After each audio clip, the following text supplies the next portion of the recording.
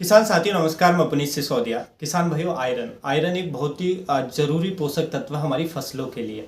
देखिए, हमारी जो मिट्टी का पीएच है ज़्यादातर देखने को मिलता है, हमारे एरिया की जो मिट्टी है उसका पीएच काफ़ी हाई है, यानी कि 7 से ऊपर है, जिसकी वजह से आयरन की डिफिशियंसी यानी कि कमी हमें अपनी फसलों के अंदर देखने को मिलती है और उसकी वजह से हमें बहुत नुकसान देखने को मिलते हैं। तो आयरन की डिफिशियंसी को कैसे पहचानें, आयरन से क्या नुकसान हो सकते हैं, कमी होने पर पूर्ति रखते हैं तो क्या फायदे होते हैं, इसके लिए कौन सा खाद आता है। देखिए, इसके उपयोग के लिए आता है फेरस सल्फेट। तो फेरस सल्फेट के बारे में भी डिटेल में जान लेंगे कि कब उपयोग करना चाहिए, बहुत कौन सा बेस्ट समय है, यानी कि कब कब उपयोग कर सकते हैं फेरस सल्फेट को, क्या प्राइस पड़ता है और किस किस डोज के साथ हम उपयोग कर सकते हैं। तो कंप्लीट इन्फॉर्मेशन लेंगे, वीडियो इन्फॉर्मेटिव होगा। लाइक शेयर एंड सब्सक्राइब करना बिल्कुल ना भूलें। तो चलिए जानते हैं। देखिए, सबसे पहले यदि हम आयरन की बात करें, यानी कि लोहे तत्व की हमारी फसलों में यदि कमी के लक्षण की हम सबसे पहले बात करते हैं कि यदि हमारी पौधे में इसके कमी के लक्षण आते हैं तो कैसे सिम्टम्स दिखते हैं। तो उसमें आप देखेंगे कि जो नई पत्तियां होती हैं, न्यू लीफ होती है हमारे प्लांट की, वो सफ़ेद होने लग जाती हैं, वाइट होने लग जाती हैं। तो नई पत्ती अगर सफ़ेद हो रही है और धीरे धीरे फिर सारा पौधा और भी पत्तियां पीली पड़ने लगेंगी, तो समझ जाइए कि आयरन यानी कि लोहे की डिफिशियंसी है। और लोहे की यदि कमी हो गई तो देखिए आपके पौधे की ग्रोथ प्रॉपर ना आएगी, आपको प्रोडक्शन में भारी लॉस आपको देखने को मिलेगा, क्योंकि ये बहुत सारी जो क्रियाएं हैं प्लांट के अंदर उनको होने में हेल्प करता है। देखिए, जब आयरन यानी कि यदि आप फेरस सल्फेट का उपयोग अपने खेतों में करेंगे तो इसके आपको बहुत सारे फायदे देखने को मिलेंगे कि जो फेरस सल्फेट यानी कि इसके अंदर फेरस की पूर्ति होगी और सल्फर की पूर्ति होगी। फेरस सल्फेट खाद की हम बात करें तो फेरस सल्फेट के अंदर हमें 19% लोहा देखने को मिलता है, लोहा तत्व यानी कि आयरन, और उसमें 10.5% हमें सल्फर देखने को मिलता है फेरस सल्फेट फर्टिलाइजर के अंदर। अब देखिए, ये एक तो सल्फर की पूर्ति करता है, दूसरा आयरन की पूर्ति करता है। तो आयरन से क्या है कि जब हम इसको खाद को देते हैं तो देखिए, लोहे से क्या है कि एक तो पौधे की में हरापन हमें देखने को मिलता है, यदि क्योंकि आयरन क्या है कि वो क्लोरोफिल निर्माण में हेल्प करता है, तो पौधा मोर ग्रीनिश होगा, पौधे की पत्तियां एकदम हरी भरी होंगी, जिससे पौधा अधिक जो सनलाइट है उसकी ज़्यादा से ज़्यादा सनलाइट को यानी कि सूर्य के प्रकाश को उपयोग करके उसको ज़्यादा से ज़्यादा एनर्जी में कन्वर्ट कर पाएगा, जिससे पौधे की सारी क्रियाएं सुचारू रूप से चल पाएंगी और हमारा पौधा उचित ग्रोथ, उचित बढ़वार कर पाएगा। उसके पास साथ साथ देखिए, ये मिनरल्स के एब्जॉर्प्शन में भी हेल्प करता है, यानी कि और भी जो पोषक तत्व हैं उनको उनको ग्रहण करने में पौधे की हेल्प करता है, जिससे उनका एब्जॉर्प्शन बढ़ जाता है, यानी कि पौधा उसको अधिक से अधिक और तत्वों को ग्रहण कर पाता है, जो भी और पोषक तत्व है मिट्टी के अंदर से, जब हम फेरस सल्फेट का उपयोग करते हैं। तो ये भी इसका बेनिफिट हमें देखने को मिलता है। उसके साथ साथ ये कीटों व रोगों के प्रति प्रतिरोध पैदा कर देता है कि जो कीट व रोग हैं वो हमें कम देखने को मिलते हैं। उसके साथ साथ और एंजाइम्स की एक्टिविटी को भी ये बढ़ाने में हेल्प करता है, जिससे पौधा हमारा अच्छा बढ़ता है, उसकी ग्रोथ अच्छी होती है, प्रोडक्शन को बढ़ाने में भी ये हेल्प करता है जो फेरस सल्फेट है।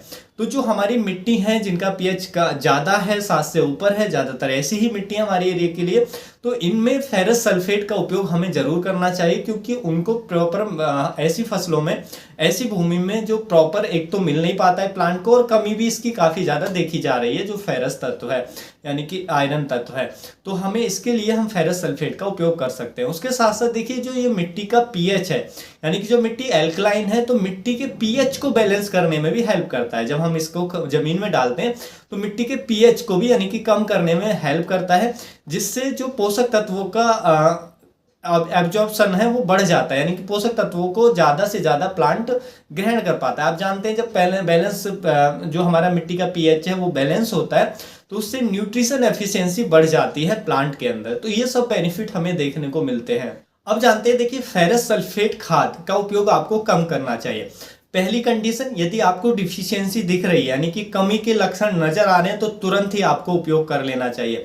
उस समय जो उपयोग करना है आपको स्प्रे में उपयोग करना है, क्योंकि स्प्रे से जो कमी के लक्षण है वो बहुत तेजी से पूरे हो जाते हैं, क्योंकि अगर जितनी देरी से पूर्ति होगी उतना ज़्यादा हमें प्रोडक्शन में लॉस होगा। यदि आप जमीन में डालेंगे तो देरी से प्लांट को मिल पाएगा, और देरी से जो सिम्टम्स है वो क्लियर होंगे, जिससे प्रोडक्शन में उतना ज़्यादा हमें नुकसान देखने को मिलेगा। तो इसलिए जल्दी से आप उसका स्प्रे कर दें। स्प्रे में जो फेरस सल्फेट की डोज रखनी होती है हमें, वो रखनी होती है 2.5 ग्राम पर लीटर पानी में मिला करके आप अपनी फसलों पर इसका स्प्रे ले सकते हैं। और देखिए इसके साथ साथ इसमें सल्फर भी होता है, जैसे बताया 10.5%, तो सल्फर की पूर्ति भी होती है। देखिए फेरस सल्फेट से, सल्फर पूरा होने से फसलों में और ज्यादा ग्रीनिश इफेक्ट देखने को मिलता है, क्योंकि सल्फर भी क्लोरोफिल को बढ़ाता है प्लांट के अंदर। सल्फर के अपने आप में बहुत सारे बेनिफिट्स होते हैं, जैसे माइटीसाइड का काम करता है, एंटी फंगल प्रॉपर्टीज इसके अंदर होती हैं और फसलों को हरा भरा रखने में हेल्प करता है। तो बहुत सारे इसके बेनिफिट्स हैं। डिटेल में जानना चाहते हैं तो हमारे एक वीडियो है सल्फर पे, और हो सकता है आपने देखी भी हो। तो सल्फर बहुत उपयोगी होता है, तो इससे सल्फर भी जाता है, जिससे और भी हमें अच्छे बेनिफिट देखने को मिलते हैं। तो स्प्रे में हम 2.5 ग्राम पर लीटर के हिसाब से हम इसका स्प्रे में यूज करेंगे इमीडिएट। उसके बाद भी अगर एक थोड़ा और सिम्टम्स दिख रहे हैं तो एक और स्प्रे आप 15 दिन बाद आप एक और स्प्रे इसका रिपीट कर सकते हैं।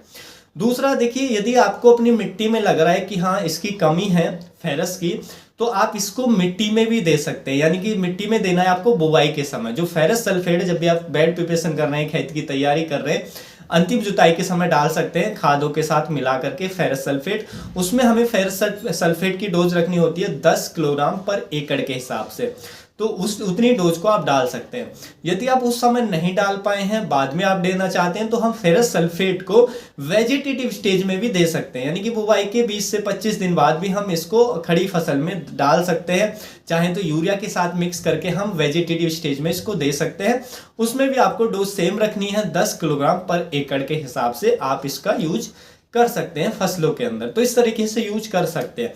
और यदि आप इसको स्प्रे में देना चाहते हैं कि आप जमीन में ना देके और आप स्प्रे में देना चाहते हैं, तो वही 2.5 ग्राम पर लीटर के हिसाब से आप इसको स्प्रे में इसकी जो डोज है वो रख सकते हैं। तो इस तरीके से आप इसको उपयोग कर सकते हैं। इससे काफी अच्छे बेनिफिट्स आपको देखने को मिलेंगे अपने फसलों के अंदर। अब देखिए इसके यदि हम प्राइस की बात करें तो ये ज़्यादा एक्सपेंसिव भी हमें देखने को नहीं मिलता है। जो फेरस सल्फेट है वो आपको काफ़ी सस्ते में मिल जाता है, लगभग 30 से लेकर के 40 रुपये पर केजी के हिसाब से आपको मिल जाएगा। स्टेट वाइज हो सकता है अलग अलग स्टेज में प्राइस थोड़ा वेरिएशन हो, इसलिए मैं 30 से 40 रुपये पर केजी के हिसाब से आपको बता रहा हूँ। तो उस प्राइस रेंज में आपको मिल जाएगा, तो आप इसका उपयोग करके बेनिफिट ले सकते हैं। तो उम्मीद है जो जानकारी है आपको अच्छी लगी होगी। जानकारी अच्छी लगी तो वीडियो को लाइक करें, ज़्यादा से ज़्यादा फार्मर के साथ इसे शेयर करें। मिलेंगे हम आपको फिर एक और नई वीडियो में नई जानकारी के साथ। तब तक के लिए आप अपना ख्याल रखें। धन्यवाद।